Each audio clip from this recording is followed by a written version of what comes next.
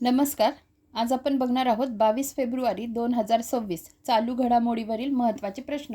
याचा सोर्स आहे डी सह्याद्रीवर ज्या दिवसभर न्यूज चालतात त्याच्यातला जे मेन पॉईंट्स आहेत त्याच्यावर मी हे प्रश्न काढलेले आहेत. तर बघा, पहिला पॉईंट आहे गोल्डन बीचवर जी दुर्घटना झाली तर तो बीच कोणत्या ठिकाणी व कोणत्या राज्यात आहे?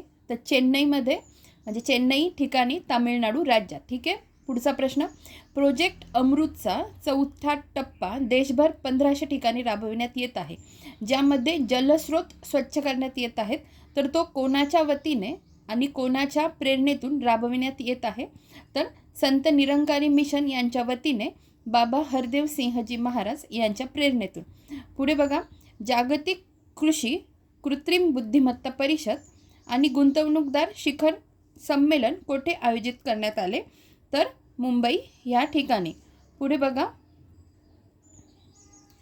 राज्याचे दिवंगत उपमुख्यमंत्री आणि अर्थमंत्री अजित पवार यांच्या अकाली निधनामुळे यंदाचा अर्थसंकल्प कोण सादर करणार आहे आणि कोणत्या दिवशी? तर मुख्यमंत्री देवेंद्र फडणवीस सादर करणार आहेत 6 मार्च 2026 रोजी.